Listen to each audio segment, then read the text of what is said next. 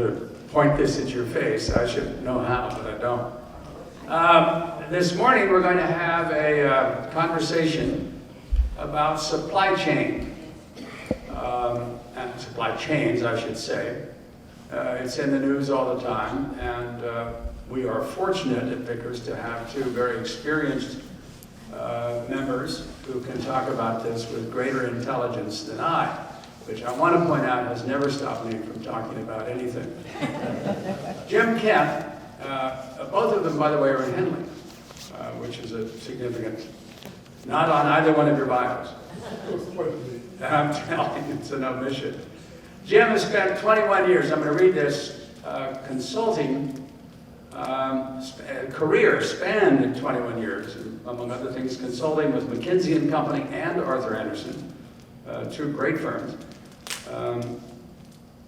He performed supply chain strategy and related process improvement work for companies worldwide. And some of them are big companies: Sears Roebuck, Whirlpool, Wilson Sporting Goods, BNSF Railroad, Dutch Capital Goods Conglomerate, Canadian GE, a Japanese coffee company, that's cool, Yokohama Rubber, also apparently Japanese.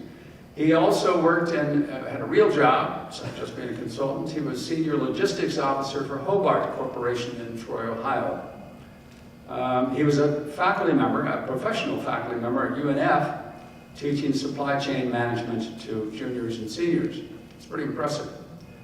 Doug Wilson was CFO for a major trucking company, including responsibility for strategic planning, a less prestigious resume. He was also, as I understand it, an officer of his freshman class in grade school. That's important. I'm going to turn it over to Jim to begin, all right? Josh, you're there to turn all the buttons that need to be turned? He's got it. Am I live? I'm live. How about that? Now, if we can just get some picture. Oh my goodness, look at all the people there. 1 second. There we go. Oh, that's not it. There we go. All right. So, as Bob said, there are two of us going to talk to you this morning. When I taught a course in supply chain management at UNF, it was a 14-week course. We're going to try to compress all of that into 20 minutes, so there's plenty of time for discussion. Doug and I believe that these sessions should be more about education and less about arguing. So we're going to try to be apolitical and talk to you about facts rather than opinions, although I will tell you I will slide an observation in there from time to time. So I'm going to talk about the overview of supply chains, what they're all about, and then Doug will talk to you about more specifics about what's going on right now in the supply chain area and some important questions that you have on your mind, which you'll discover when he gets here. First of all, let's see, get this working. All right. To begin with, I'd just like to show you a kind of an entertaining little 2-minute video that demonstrates the interaction and the connectivity of elements of the supply chain. This one happens to be one that Honda put together to demonstrate that very fact. And let's see if I can get that up. Yes, open link. 2 minutes. Watch carefully, please.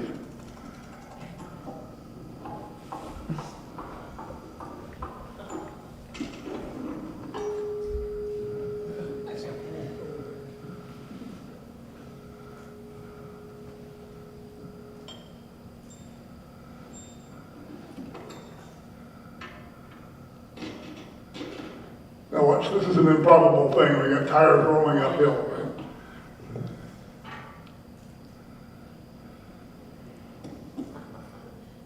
Now you notice here that the oil slows down the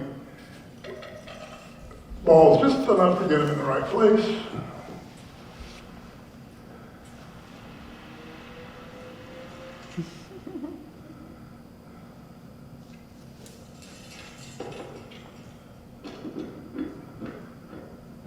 These are all automotive parts, in case you hadn't noticed.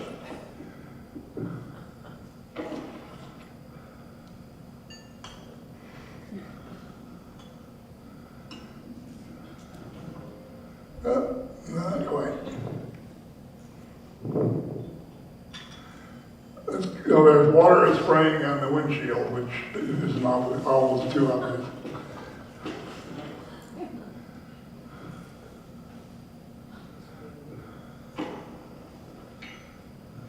This does go on, doesn't it?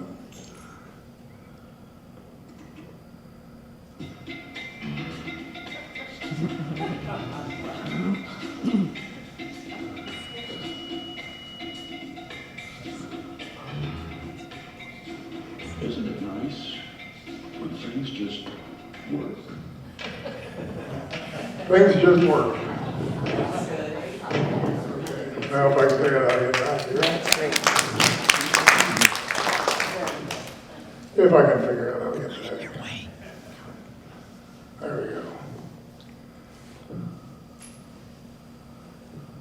What am I doing, Josh?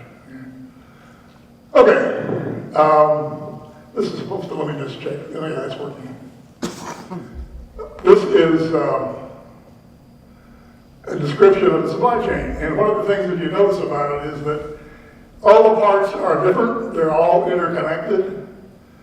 They are carefully designed so that one moves into the next stage. And one of the reasons it's called a chain is because if there's a piece missing, it doesn't work. And we have some of that going on right now in our environment. The thing to remember, the things that aren't so obvious from this demonstration is that a supply chain is designed. Somebody had to figure out how to put all those parts together to make the end result happen the way they wanted it to happen. In reality, a supply chain is set up to serve different customer segments. And that's the key. Used to be, you had trucking companies and you had people that make stuff and you had different alternatives for transportation and you kind of made those work together to get something from point A to point B. But today, the supply chain starts at the beginning of everything and ends up at the point where the ultimate consumer has it in their hands. So for example, if you ordered a washing machine, the supply chain would go from the point where the ore was mined in the Wasabi Range in Minnesota, through all the processes of making steel and forms and so forth and manufacturing, and then finally delivering it to the laundry room of the person that bought the appliance. So that's a supply chain. Very long, very complex, very important that each piece works together. Now, another point I want you to think about is the fact that there are different segments, so that if segments that you're trying to accomplish. When I taught this course at UNF, it was Marketing 4461. Marketing, what's that got to do with anything? Well, that's what it's all about. It's all about improving customer satisfaction, achieving a better delivery process than your competitors so as to gain market share. That's what it's all about. If it doesn't work, you lose those things. And so it's very important to design it. The other point is that what you're trying to do is accomplish all of that within a supply chain organization that serves each customer segment exactly as they want to be served. I remember I was working with one client and we went out interviewing customers to find out what their business was about so we could figure out how to make sure the supply chain fit into their business requirements. And I was talking to a person that made items on a project basis, and he said, we love your products, but we have to set up our process to accommodate the fact that I know if I order it today, I'm going to get it at the end of the week. He said, my process planning is about 6 months long. It takes a long time to bring everything together and put it together and make a product out of it. And this is a problem for us. And so my client was saying, hey, we delivered it in a week. What's the problem? The problem is that they didn't want it in a week. He wanted it reliably in 3 weeks or 4 weeks or whatever he specified. So it's got to be precise and it's got to be exactly what the customer wants. And that's the challenge in supply chain design. So let's just talk about some supply chains, so that you can get a better sense of what that's all about. First of all, how is it managed? If it has all of these elements involved, how do you pull them all together? This is a representation of exactly what my organization was when I was running supply chain for Hobart Corporation. Hobart Corporation, as you may or may not know, originally was the developer of KitchenAid. We sold KitchenAid to Whirlpool shortly after I joined. So you can relate to the KitchenAid kinds of appliances that you have in your kitchen. We also were a commercial manufacturer of cooking equipment, warewashing, and all the things that go into a commercial kitchen. So we had both of those items going on. And we had to manage all of that. And in order to do that, this was a supply chain function. Now you'll notice it's an interfunctional function. And my background is I have an undergraduate in chemical engineering, I have an MBA in marketing, and I have all the course requirements for an MBA in finance from the Wharton School. So how do you fit all that together into something that's useful? Well, you put them all together here, and these are all these functions, if you look at it carefully. First of all, procurement strategy. This is the upstream side of the supply chain. How do I arrange with suppliers so I can get what I need into my factory to produce what I need to produce on time so I can get it to the customer exactly when they want it. And so that's the upstream side. The downstream side is customer service and segment fulfillment strategy. How do I get it from my factory to the customer when they need it and exactly when they want it. Then all these other functions work together to make all that happen. So the order management people receive an order and you say, when can I get it? And they'll give you a promise date. And then they measure their performance against, did they meet the promise date that they said they wanted? Not did you get it there the next day, but did you get it there exactly when the customer said they wanted it and you promised it to them? And so the order management people act as a quarterback in this whole operation, and they watch this order going through the process to make sure it moves through on a timely basis. And if it gets held up at any one stage, they observe that and go fix the problem before it becomes a problem that the customer sees. So we can have a lot of nastiness going on in a manufacturing process. If the customer never sees it, it doesn't make any difference. We just won't tell you. So that's what all goes on. This is what all I have. Order management, production, scheduling. I schedule the production within the four walls of the factory. The people around the factory got the people who are going to do stuff. Everything else was under the same umbrella. Warehousing, transportation, after sales service. So that's the way you manage it. You put your arms around it and make sure it works. All right, let's talk about what one looks like. And here I'm going to beg your indulgence a little bit because here I'm going to be using data from 2011, which is 10 years ago. But it won't be much different today than it was then. And where it is, I'll try to point those things out. And let's look at Apple. How does Apple make Apple stuff? How do they make iPods and iPhones and things of that nature? The answer is all over the world. Look at this everywhere. 330 factories in China. More importantly, you've got, at this point, they had 35 factories in Taiwan. There's a lot more factories in Taiwan and a whole lot less factories in China right now. Guess why China wants Taiwan? Because all the business is going to Taiwan and not to China. So these are the dynamics that you encounter. But the important thing is that it's all over the map. So why does Apple have to go all over the map in order to achieve what they want to with their supply chain? Well, first one is cost. It's cheaper. They save about $4, doesn't sound like a lot, but they save about $4 a unit. This was in 2011, so you got to inflate that. But they saved about $4 a unit on each iPhone they produced, which adds up to around $600 million in labor cost savings. Now here's the other trick. There are a couple of other things that are probably even more important. First of all, there are taxes.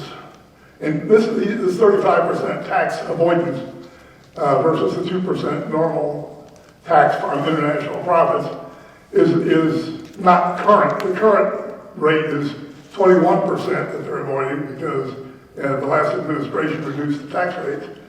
The last administration also put a tariff on items from China of 25% to level the playing field. So taxes are, at this moment, a less important issue, but cost is always an issue, although you will find that cost isn't the reason they do that. They claim, and you can be the judge of whether that's true or not. They say, we're doing this not because of cost savings, we're doing it because of resilience. And an item like an iPhone, particularly historically, is a fast technology turnover kind of product. So you have to be able, and technology isn't always ready at the exact moment you want to have it. And so you've got to be ready to, when you produce the next new product, to pull all this current technology in there fast, They make sure it all gets into the phone so that when you hit the market, you've got an edge in technology over the competition. So here's an example. They say that well, first of all, they say in order to hire 200,000 factory workers, it sounds like a big number to me. But in fact, when I was looking into it, I discovered that the average chip fab employs 200,000 people. Can you imagine that? Amazing. Now I've got to go figure out after this meeting, I got to go figure out how you put 200,000 people in a factory and manage them. But apparently it requires 8,700 engineers to manage these folks. And in order to hire enough engineers to manage these 200,000 people, you have to, in the US, it takes you 9 months to acquire all those people. In China, it takes 15 days, 2 weeks. See the difference? Mm-hmm. Another example is when I was with Hobart, and we were trying to look to see where we could outsource a fairly commodity type of scale for the meat department in the grocery store. We looked at Japan, we looked at Taiwan, we looked at South Korea. We ended up with a guy in South Korea whose company was named Sun, Moon, and Stars. Interesting company. He has showed up in Troy, Ohio, which is a dinky little town in the middle of Ohio. The president of the company, all the way from South Korea, and brought 2 of his engineers. They hold up in a hotel. They'd work with us during the day. We'd work out specs. They'd go back, and the engineers would work all night. They'd get a bid by the next morning. They'd come back in there with their bid. And we had it. In 3 days, we had it all worked out. And then we compared him with the other companies we were working with and said, you look like you could be a winner, but we're concerned because you have all these other factories that are supplying you. What happens if something happens with them and they can't supply you? He said, oh, you don't understand. They're family. Every person that runs these other factories has worked with me. And I picked them because they were loyal, they were good, and they were dedicated. So if I need something, I got it. See, this is a culture. It's a whole cultural thing. So what Apple is looking for is a responsive culture that can turn on a dime and produce what they need to produce and get it into the hands of the consumers immediately or sooner. Just amazing. So that's another reason. This is an example. Steve Jobs was notably the kind of guy who would work looking for ways to improve his product, and he didn't care whether it was the last minute or past the last minute. He just did it. And so he decided at the last minute back in 2007 that the iPhone needed a glass face instead of a plastic case. And so the people in China that were going to produce that for him went ahead and built a dormitory to house all of these, what was it, 8,000 or something like that? 8,000 employees. And they were built the dormitory before they ever had an agreement signed. So they understand the need to get ahead of things and to do things called concurrent engineering, concurrent progress, in order to make things happen on time.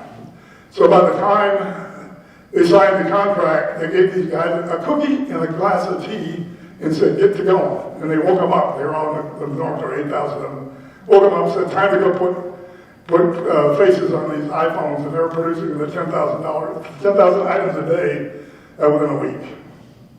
That's why they outsource it. We can't do that in this country. The culture is different. The restrictions are different. The labor unions are different. There aren't any labor unions there. Now, notably, we jump over into some things that we don't want to do. They use very cheap labor and they exploit people. And so that's a problem. And we wouldn't do that, or we don't want to do that. But that wasn't one of the original benefits. That is sort of ironing itself out, fortunately. Here's yet another reason. All kinds of reasons to be out there. Materials. Did you know that there are a lot of different places in an iPhone that use rare earth metals? China and Inner Mongolia, which is very associated with China, control 90% of the rare earth metals in the world. If you want my rare earth metals, you better buy it from me, right? You better build it in my country, right? Notably, last week, China just announced that they were nationalizing 4 of the large private rare earth metals miners and processors in China. China's got it figured out. They have observed OPEC. They said OPEC controls oil, we control rare earth metals. Where do we go with this? And you can figure that one out. All right, so that's kind of why, what a supply chain looks like and why it's all over the world. And why you may not want to reshore everything just because it sounds good. Now what I'd like to do is go through a brief history of what's going on in the whole supply chain area over the last 40, 50 years. And I think it's important, there's some important lessons we can learn there because of the fact that it illustrates what you can do with deregulation, number one. Number two, it also illustrates what has gone on in the supply chain over that period of time that makes it so susceptible to disruptions like shutting down your factories for a while, which is what we've just done. Before 1980, freight was completely controlled by the federal government. It was the Interstate Commerce Commission that had 5 rate bureaus around the country encompassing 2,000 employees that did nothing except decide and enforce freight rates and freight operating rights. So if I wanted to ship basketballs from the West Coast back to Chicago, for example, I would have to get the ICC to agree if I was a trucking company. First of all, that I could do that. They had operating rights very parallel to the New York City taxi cab medallions that we used to have. I could not ship basketballs from LA to Chicago unless the ICC gave me the operating rights to do so. And so they were worth money just like the cab medallions in New York. They were worth a lot of money. I saw a trucking company for sale and they were claiming their biggest asset was the operating right. So they controlled competition. ICC controlled competition.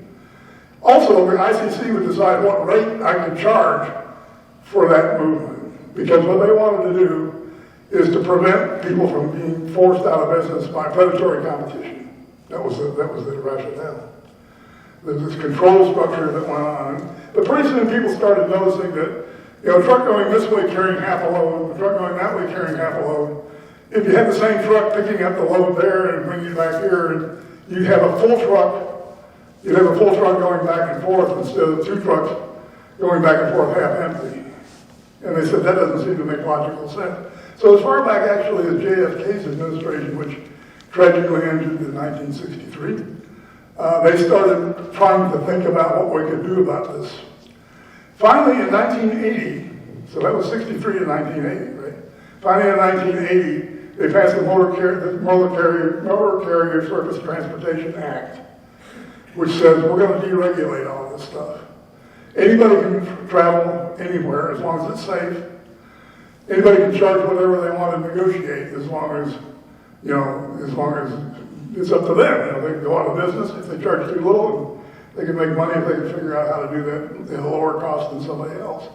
So suddenly all of those regulations were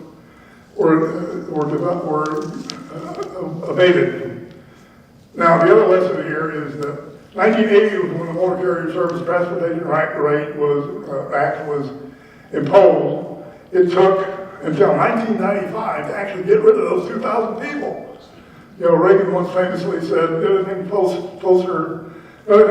to eternal life on this planet is a government program.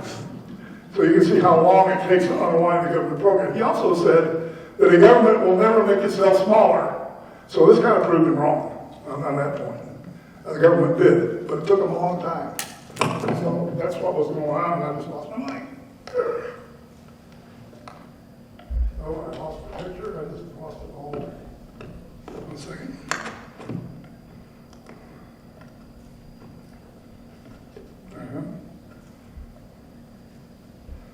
I get emotional when I'm talking about this stuff here. Oh, let's get that back. There we go. Work on the mic a little bit. So, here's what happened. You see, this chart starts in 1981, the year after the deregulation started happening, and goes on through last year. Over that period of time, at the top blue line is the total cost of transportation and warehousing and the cost of carrying inventory. and has dropped as a percentage of GDP, it's dropped from 16% to 8%. It has been cut in half just by opening up transportation. But what else does that mean? Remember, we there had 2 trucks, each one half empty, running back and forth. Now we got 1 truck. So we got 1 less truck than we had before. So the amount of equipment involved in transportation has gone down. Transportation costs has gone down. The gray line you see there is the cost of transportation. So that's taking equipment out of the system. The orange line this is interesting, is business inventories. You remember Edward Deming, the professor who went to Japan and taught them how to do just in time? Well, suddenly we started doing just in time, and people started looking down the supply chain and said, if I told my supplier what my forecast was, he would have to have all the safety stock sitting around waiting for me to tell him what my order is. So they started combining and pulling together supply chains, and that squeezed inventory out of the system. So the inventory was able to also be reduced as a result of that. Union influence, i.e. the Teamsters Union, went down to, 18%? Now, Doug, 18% of the truck movements are made on union transportation. So just LTL, okay. But in any event, LTL is a high cost means of transport. So all kinds of things change as a result of the deregulation. But what it means is there's less slack in the system. So when you have a disruption, you don't have the extra truck trailer and the extra truck tractor. You don't have the extra inventory sitting in somebody's warehouse somewhere that you can draw on to bring it through. So when you shut down factories all over the world, in Asia in particular, suddenly everything goes dead. And then it starts back up again. And it starts slamming it through the system. But the system only can hold X amount per day through the system. So that's why you get a backlog. And our transportation and whole logistics supply chain system is today very fine-tuned. Everything is supposed to move at a certain rate and arrive at a certain time. And when you start slugging the system with large amounts of production, you get backups. Now, you remember all the ships you see out in the Port of Los Angeles sitting there waiting to get unloaded? Back during the last Great Recession in 2008, during the Great Recession, you'd see that same number of ships sitting outside of Shanghai waiting to be loaded because the demand dropped off. So you have a limited amount of equipment, a limited amount of people to run the equipment, and Doug will talk about that later. And when you change the amount that the system is demanded, then you get the backups. So that's what's going on. 400 billion less inventory in the system today than there was in 1981. All right, so now we get to the real question is, will your grandkids get their Christmas presents for Christmas? And Doug's going to tell us a little bit about that.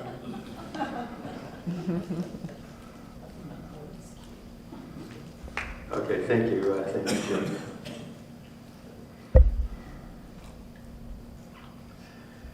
First on the supply chain, got to go through, I picked 5 of the larger bottlenecks that are facing the supply chain right now.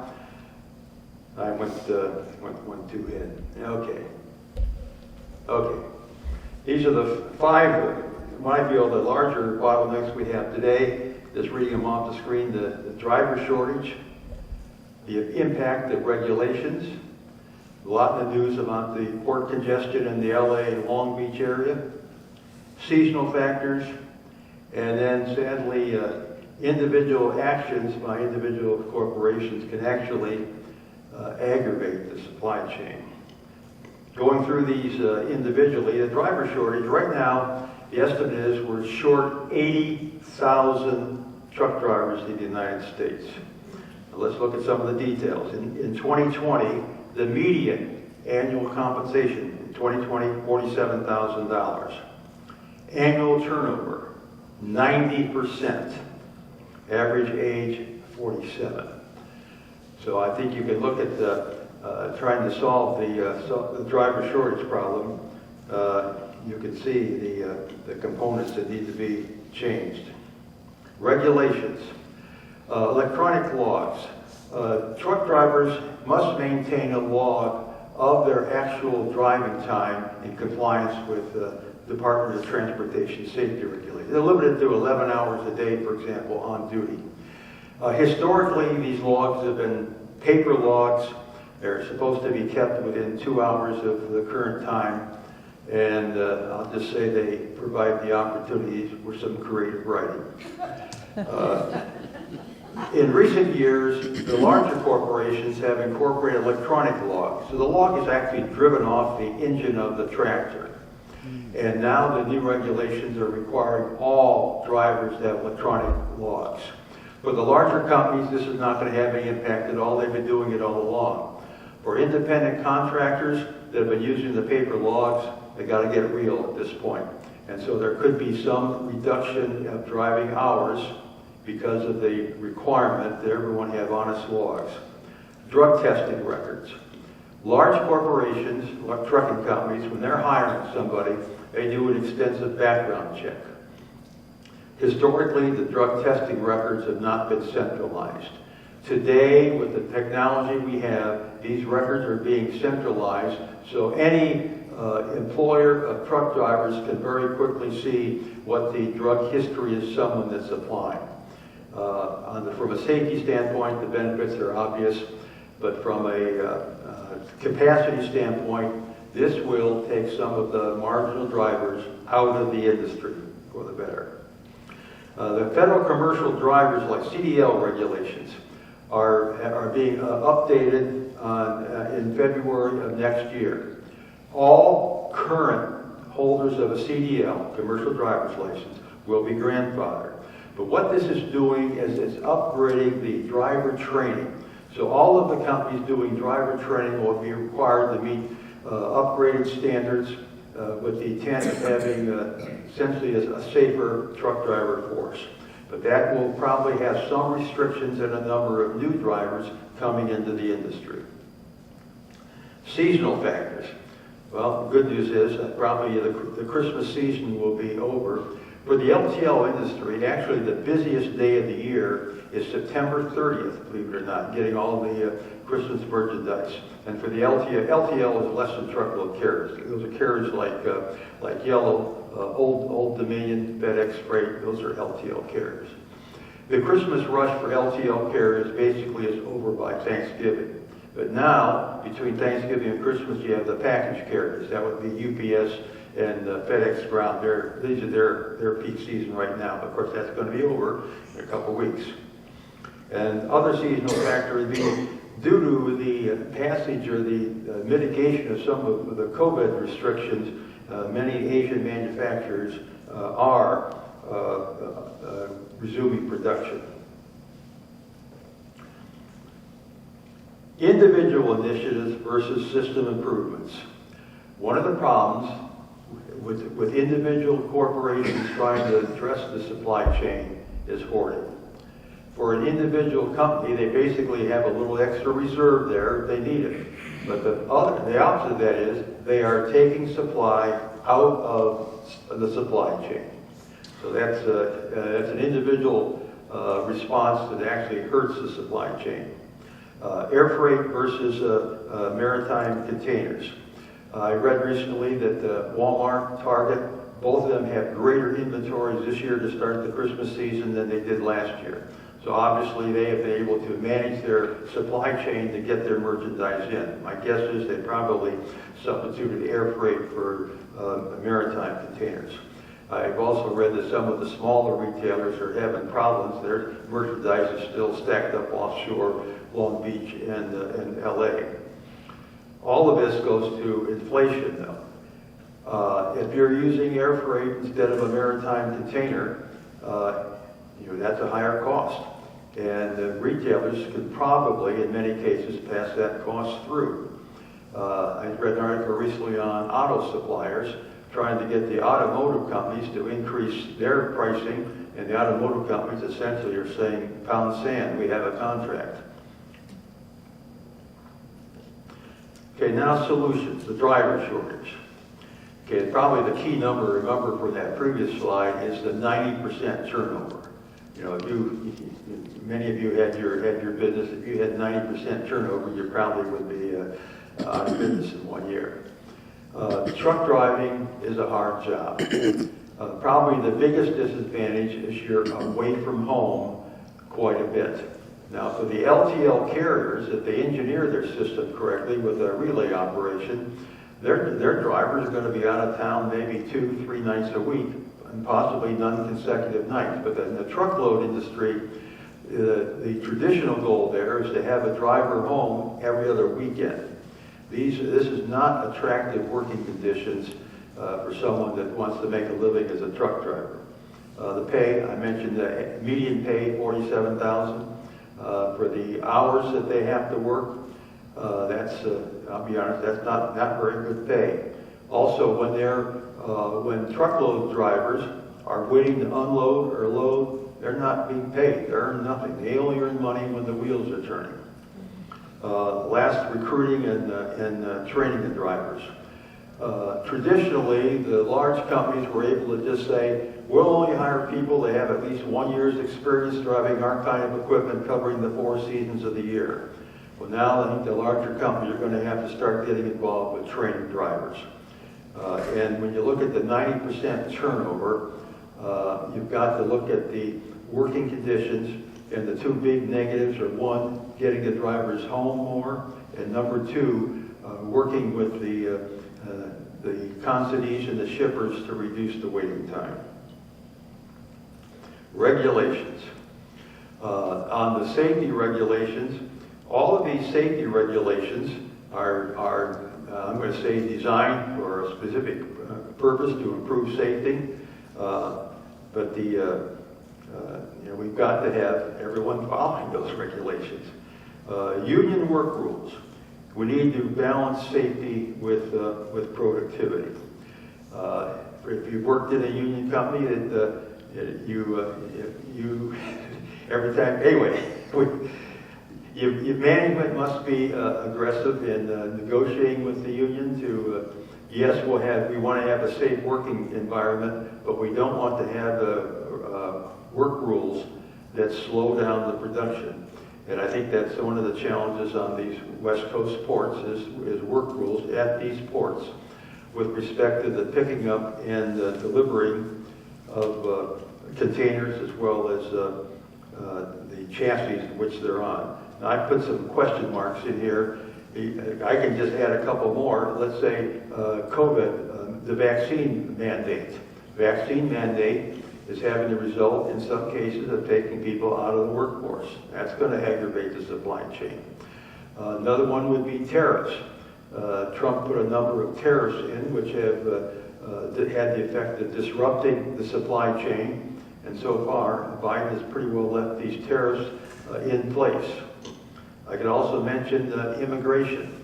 If we had the immigration of skilled foreign workers, and skilled is at all levels from manual labor on up, it could benefit the supply chain. But that again requires some governmental action that right now does not appear to be on the horizon.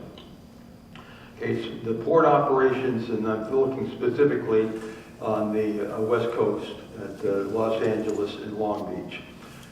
To the extent that the work rules make the pickup and delivery of containers more complicated with respect to scheduling, picking them up, etc., changing those work rules would expedite the flow of containers and freight through those ports. That also would be improving the scheduling so that when the drivers, the scheduling of the pickup of the containers, the scheduling of the pickup of the chassis, that could smooth the workflow through those ports. Now the chassis, these containers are actually a separate piece of equipment on top of a chassis, which is also picked up by the driver. Currently, about 59% of these chassis end up being returned to a different port. For example, a chassis would be picked up in LA, let's say it's returned in San Francisco. Now the railroads have got this system down with you see railroad cars on the way off the railroad in which they have names on the sides. but they don't have that good of a system for managing the chassis return to a different port. Right now, these chassis, when they're picked up from a port, it takes almost 9 days before that chassis is returned. With a managed operation, that should be reduced down to 3 or 4 days, which would double the capacity of the chassis fleet. The other risk is the current labor contract at the LA Long Beach port expires in this coming July. Now, the management of the ports has asked for a 1-year extension. The union has said no. So if that is not resolved in the near future, you'll start having individual companies trying to manage workarounds of the LA and Long Beach port. So you'll notice the snake has digested a rabbit there. So. Okay, we're going to open it up to questions, Jim? Next slide. So we're willing to try to answer whatever questions you have. Here's some that could be thought starters. I guess we have, 20 minutes left, Max? Is that about right, 20 minutes? Yes. Yeah, okay. Anybody have anything they want to say, or are you overwhelmed with the beauty of all of this? I have a question to start if you'd like. Yes, Bob. I took some notes as you were talking. One of the issues as we think about supply chain interruption and cost, the efficiency of costs, delivering that present to the grandkids present at Christmas time. And it seemed to me there are 3 potential, as both of you talked about this, 3 potential impacts on costs that would increase costs or decrease costs, one or the other. Jim, you said, it pointed out that the transportation cost was at one point 16% of GNP. It's now down to something like half that. That's the total cost, right? And that could possibly be the result of deregulation, and you suggested that a good part of it was that. Some of it could be non-union. LDL shipments that used to be about 100% union are now 18%. And those are arguably reducing the cost of transportation, right? But isn't the biggest factor just-in-time supply chain management? I'll take a crack at that. Yeah, just-in-time is a huge factor. That is both cost. If you got inventory, you got to store it somewhere, and it costs you something. And then if you have inventory and you got a big warehouse, you have to drive by a lot of stuff to get the one you want. So you got warehousing cost in terms of the space, you got warehousing costs in terms of people and equipment, and you got investment. Now, investment cost right now doesn't cost much, but as the interest rates start going up, then it's going to cost more and more. So one of the other benefits I didn't mention is that over that period of time, interest rates have gone down too, which means the holding cost of inventory has gone down. So you have all those factors. Now, so I guess the question was, is inventory the biggest factor? It's a huge factor, and certainly with respect to the ability to respond to a slug in the system, it's a big factor. But what you don't really see is that if you looked at inventory back in 1970 or 80, in a manufacturer's operation, probably 30% of their inventory was either dead or surplus. That means if you look at an inventory item, they hadn't sold any in a year that's dead, or surplus, they got more than a year's worth of supply. So 30% of that inventory was useless in terms of responding to a slug. But today, there's much less dead and surplus, so it's more useful. That 400 billion that they took out isn't a complete loss. Probably 70% of it is a loss to the system. My point, and just to introduce, because it is current events and I have my heart, introduce politics to the discussion. One could argue that we should have more deregulation because that makes things cheaper, and eliminate more unions because that makes things cheaper. But if in fact the greater impact on costs today is just in time and global supply chain, which is essentially moving jobs to cheaper labor, but I think I want to focus on just in time. Have we properly managed the cost impact comparing those factors? Because if it's true that proper safety regulations are not a big drag on our cost efficiency, and union workers, better pay, better benefits, are not a big drag on cost, then maybe we're focusing on the wrong items. You understand what I'm trying to say? I missed it. Well, a liberal position might be regulate more and use union labor. And the opposition would be, no, because that's why things are affordable. Well, what if things are affordable because of just smart supply chain, just-in-time management? I don't know, I just think there is, anybody that is looking for binary solutions, that is, it's all this or all that, is looking for the wrong answer.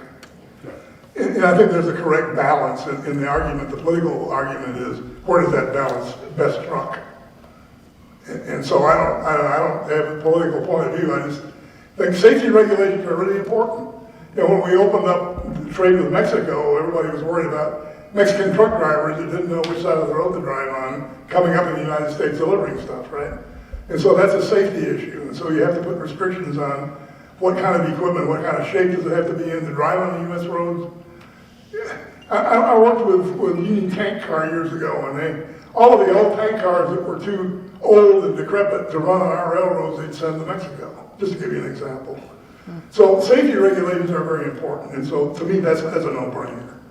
But when you start getting into, well, how do you make sure that the small trucker is protected from the big trucker and things like that, now you're getting into a debatable issue. If that answers your question, I guess there is no answer to your question. It raises some for future conversation and answers too. I'm going to not nominate. On the safety regulation, there are ways to make the safety regulation more cost effective. One of the examples is for the larger trucking companies, the DOT safety inspectors inspect their maintenance facilities to see how they're doing. They do spot checks, but if they believe that a carrier's maintenance operation is excellent, then these drivers do not have to stop at the roadside safety checks that the DOT does. Now, that's not to say that they won't do spot checks, but it does reduce the downtime at the roadside safety checks, where the smaller owner-operators, just with a couple of units, they would have to stop every time because the DOT is not inspecting their maintenance facilities. You made a comment on the unions. I'll just make some comment that the Teamsters Union, probably in contrast to others, does have, particularly under Jimmy Hoffa, did have a sense of productivity and the result was, this is my opinion here, on the wage levels that the Teamsters had, were they above market? Yes, they were somewhat above market. Was that injurious to the company? Having worked for a Teamster carrier for a number of years, I think that the actual Teamster wage rates were not detrimental to the company. The reason being, one, it reduced turnover. By reducing turnover, we had less training expense. With less training expense, we had more experienced employees. Because of more experienced employees, we had less damaged freight. We also had lower workers' comp cost. Now, the problem with the Teamsters is one of the costs was health, welfare, and pension.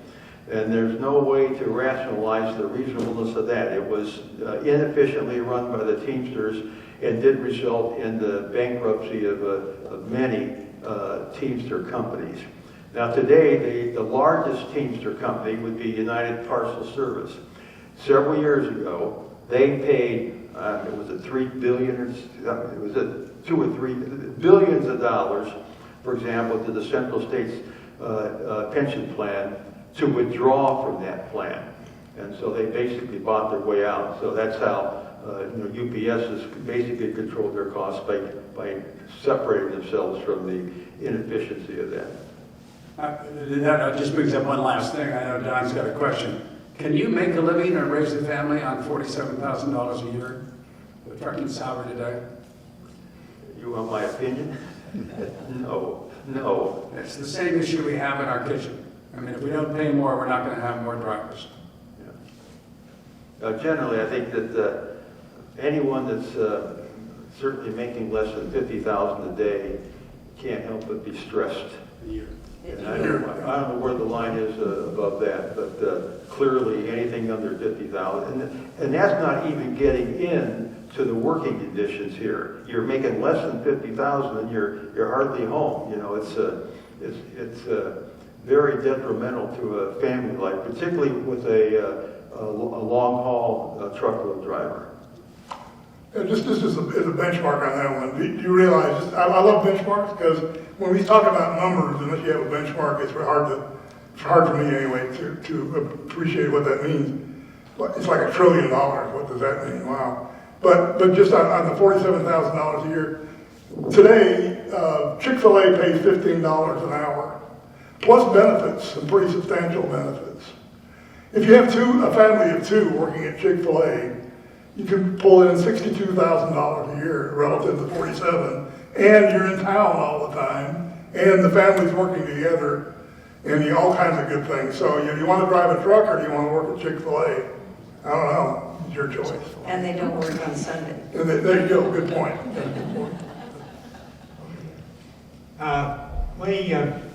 In terms of product being transported around the country, what percentage of it is imported versus manufactured locally within the country? I think that, the driving factor is things that are low cost per dollar or per pound or per unit of cubic foot. Low cost per cubic foot stays here. High cost per cubic foot, like a chip, a computer chip, where a computer chip could be worth $500 and it weighs less than an ounce. You can ship that all over the world, right? So those kinds of things are more susceptible to being imported than something like grain or sand. If you want sand, you go to the seashore. You don't have to go to China to get sand. So I can't answer your question directly, but these days, whatever you can afford to ship back and forth, you can afford to have in a different country. Well, and maybe you wouldn't know the answer to this. Of all of these ships, for example, that are sitting out there waiting to be unloaded, how many of them are flying the American flag? Yeah, probably not. Probably zero. Because there are tax advantages to being flagged in a different country. Yeah, right. Also liability.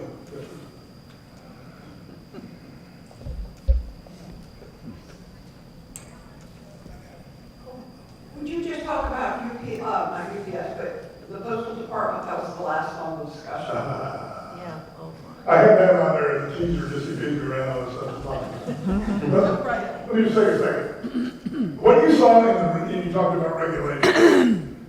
Postal Department is a federal government operation. So it's not only regulated by the federal government, it is run by the federal government. It employs 500,000 people. A year ago, it employed 450,000 people. When you look in your mail, how much of that mail has to come through a postal? I mean, it's all third, fourth class mail that I get. Very seldom do I get a piece of something that I really need to get put in my mailbox. Okay, so that's one thing. Another thing is, do you know that 25% of Amazon's deliveries, the last mile, is completed by the Postal Department? So you could argue, and I don't know, I haven't looked at the numbers. Oh, and by the way, if you order something from Amazon and they deliver it on Sunday, I think that's a postal worker that's delivering it. Can you imagine that? Post office doesn't operate on Sunday. So I don't know how they remunerate the person who's doing the last mile delivery on that when it comes through USPS. But you have to ask yourself, is that the next opportunity to deregulate the post office? And let the people that are also delivering the other packages deliver your mail. So it's just a question. I don't know the answer, but I think it'd be worth looking at. One big deficiency of the United States Postal Service is with respect to their parcel post rates. they are not cost-based. So they're losing money maybe. Now, we knew that, and I'm assuming by what I see that Amazon knows that. So if you have an operation that's competing with the Postal Service, such as Amazon or FedEx Ground, you know what your costs are, and you know, and since the base rates start out on the parcel post rates, and then there's carriers generally have some discounting from that, but the discounting is based on what they know the cost components are of the customer that they're serving. So that generally, as the rates get higher in terms of the weight of the shipment, they become more cost generous. But I'm sure that Amazon and FedEx both know when they're losing money on a delivery, and so they just give those to the Postal Service. That's the reality. Jim and Doug, my mind is still reeling about that 90% turnover. When I was working, if I had 90%, I would have had Ajay. I mean, I just couldn't survive at 90%. So I can't imagine how they're doing. But do you know what the labor shortage was prior to the pandemic? Was it 80,000 then as well? There was a shortage, but it was nowhere near that high. And the larger companies were not having a problem. Now the LTL companies, generally operating on a relay basis, were generally not impacted because their drivers were not out of town for those extended periods of time. But there was a shortage prior, but it was much smaller than 80,000. And I'm saying that if you look at a plot of the drivers per transportation unit, if you will, versus the demand for transportation, you discover that as you're entering, it's in a flat and normal society, you're short of drivers. It's not usually 90%. Oh, it's 90%. It's not usually 80,000 to that degree. You're always a little bit short as you are in any kind of operating environment. But as you enter a depression, suddenly you get an excess of drivers, and they all go find a job somewhere else. And that's why when you flip it around and say, oh, now we're going to ship more stuff, you have to go out and not only find drivers, but as Doug was pointing out, to recruit a driver, you've got to train them, you've got to go through all kinds of certification and commercial driver's license, which takes at least 90 days. And so you have a lag between demand for drivers and supply of drivers, but you tend to always run somewhat short. You can actually run a surplus for a while when the demand drops off, as it did during the pandemic. Question. Oh, yeah, hold on.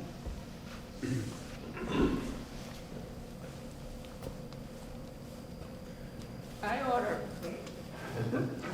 This is so it could be filmed. I order a lot of things on Amazon, and sometimes I order 3 different items on the same day. Some will be delivered the very next day, some, a little later than that, but it'll be in one package, and then another one in the next package, and another one. 3 items, 3 separate packages, 3 different times of delivery. I don't understand how they can possibly do that. I think you described an opportunity that Amazon has to reduce their costs. It's a case of data. Once you have the data, you've got to learn how to manage it. And I think that what I can see is Amazon does a pretty good job with data, but you've identified. I've seen them too around here. If you see let's say a FedEx truck driving in here, and then 30 minutes later you see another different FedEx truck driving. It's that same issue. They should have all been on one truck. And there's another element. We have a question? Well, can I just finish? There's another element to that. Amazon has a multi-tier distribution system. So they have a warehouse right in Jacksonville. If you order something, and this was really high movers that are in that warehouse. Because the more you spread stuff up, the more inventory you have to have. So if you just have 5 high movers spread out, it costs you less inventory to do that. So if it's in the Jacksonville warehouse, you get it the next day. If it's in the Raleigh, North Carolina warehouse, you don't.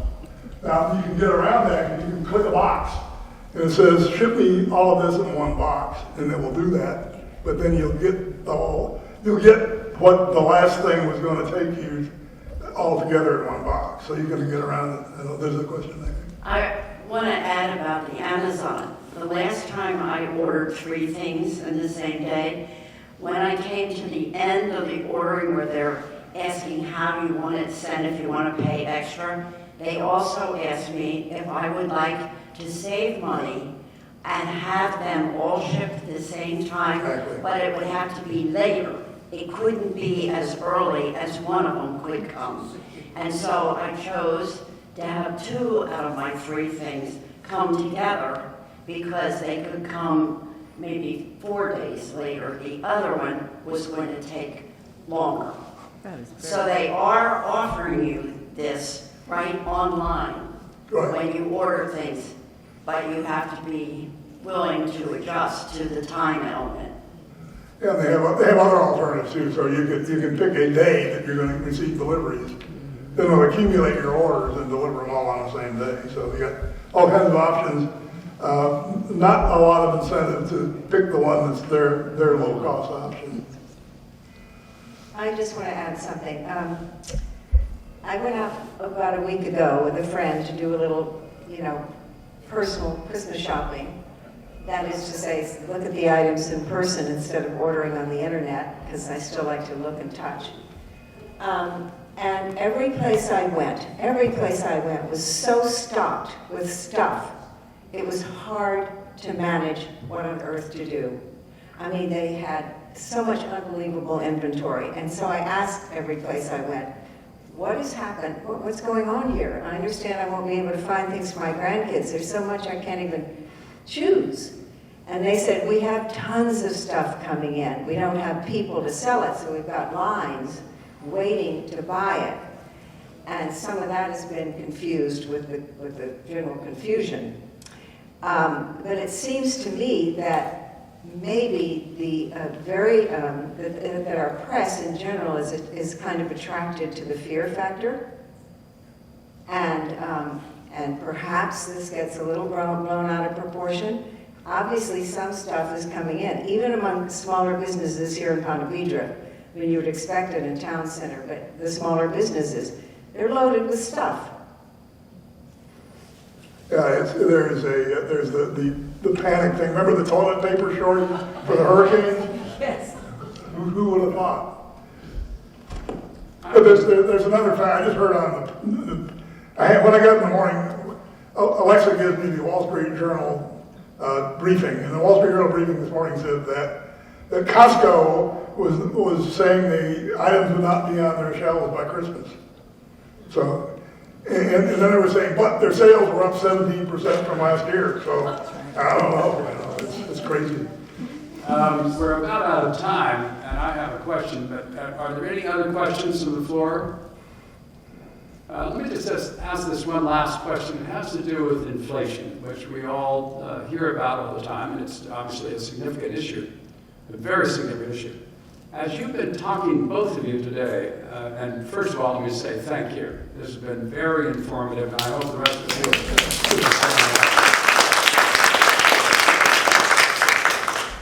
But I've been under the impression that inflation is the result of, in many instances, of various government policies which could be changed to reduce or increase the impact of inflation.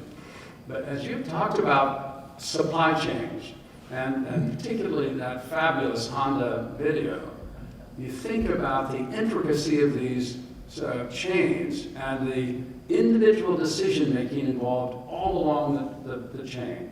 Each of those parts producers has to make a decision, will I have available for me, for my role in this chain, the supplies I need, the labor I need, da-da-da-da-da. And each of them, hearing the news or watching the process, will decide to overstock or maybe even lower their inventory because they believe they can rely upon the one before them to get there what they needed. Are all of those decisions, they must all have an impact on inflation.